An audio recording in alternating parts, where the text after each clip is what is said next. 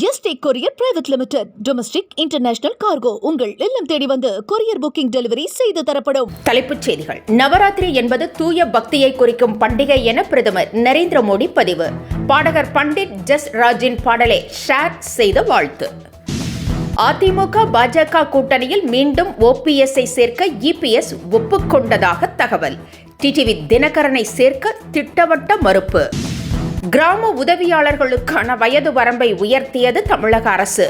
பொது பிரிவினருக்கு 32ஆகவும் BC MBC பிரிவினருக்கு 39ஆகவும் அதிகரிப்பு.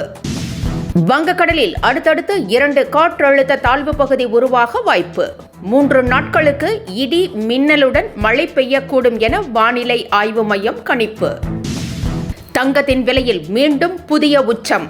ஆபரண தங்கம் ஒரு சவரன் 560 ரூபாய் உயர்ந்து 82,880 ரூபாய்க்கு விற்பனை. இனி விரிவான செய்திகள்.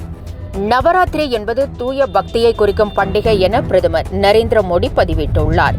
இந்த பக்தியை சிலர் இசை மூலமும் வெளிப்படுத்துவதாக கூறியுள்ள பிரதமர், பாடகர் பண்டிட் ஜஸ்ராஜின் பாடல் ஒன்றை பகிர்ந்திருக்கிறார்.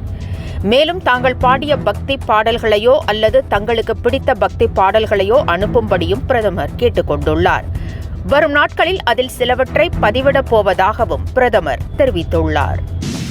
அதிமுக இணைப்பு குறித்த கோரிக்கை வலுப்பெற்று வரும் நிலையில் பாஜக அதிமுக கூட்டணியில் ஓபிஎஸ்ஐ மீண்டும் சேர்க்க இபிஎஸ் ஒப்புதல் வழங்கியிருப்பதாக தகவல் வெளியாகியுள்ளது. இபிஎஸ்ஐ நயினார் நாகேந்திரன் சந்தித்து பேசியுள்ளார். ஓபிஎஸ் டிடிவி தினகரனை மீண்டும் கூட்டணியில் சேர்ப்பது குறித்து நயினார் நாகேந்திரன் பேசியதாக கூறப்படுகிறது.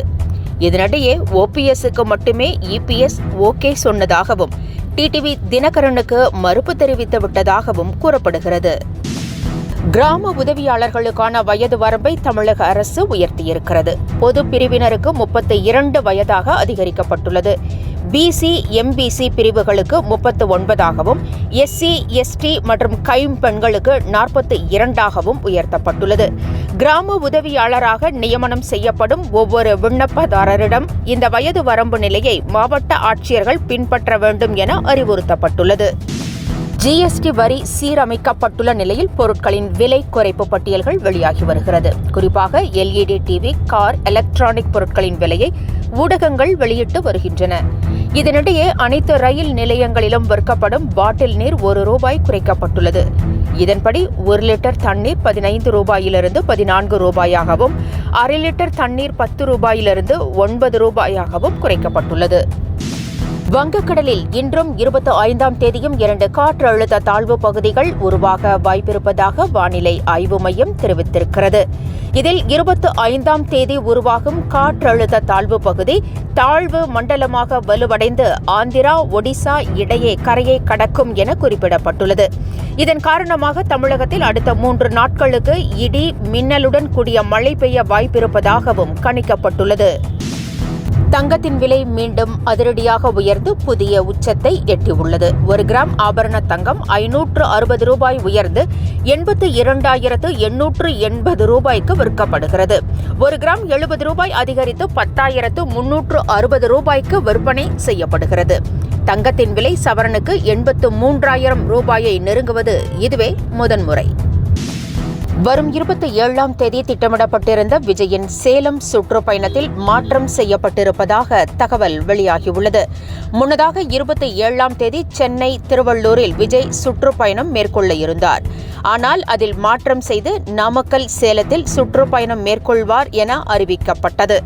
இதனிடையே தற்போது மீண்டும் சேலத்திற்கு பதிலாக கரூரில் சுற்றுப்பயணம் மேற்கொள்ள இருப்பதாக புதிய தகவல் வெளியாகியுள்ளது. வரும் 29ஆம் தேதி போராட்டத்தில் ஈடுபடப் போவதாக இடைநிலை ஆசிரியர்கள் அறிவித்துள்ளனர். திமுகவின் தேர்தல் அறிக்கையில் சமவேளைக்கு சம ஊதியம் வழங்கப்படும் என வாக்குறுதி அளிக்கப்பட்டது. ஆனால் ஆட்சிக்கு வந்து 4.5 ஆண்டுகள் ஆகியும் இதுவரை அந்த வாக்குறுதி நிறைவேற்றப்படவில்லை. இதை கண்டித்தும் உடனடியாக சமவேளைக்கு சம ஊதியம் வழங்க வலியுறுத்தியும் போராட்டத்தில் ஈடுபடப் போவதாக இடைநிலை ஆசிரியர்கள் அறிவித்துள்ளனர். என்றும் உங்களுடன் மை இந்தியா. முக்கிய செய்திகளை உடனுக்குடன் தெரிந்து கொள்ள சப்ஸ்கிரைப் பண்ணுங்க, பெல் பட்டனை பிரஸ் பண்ணுங்க. என்றும் உங்களுடன் my India. India. Yesterday courier private limited. Domestic international cargo உங்கள் இல்லம் தேடி வந்து கொரியர் புக்கிங் டெலிவரி செய்து தரப்படும்.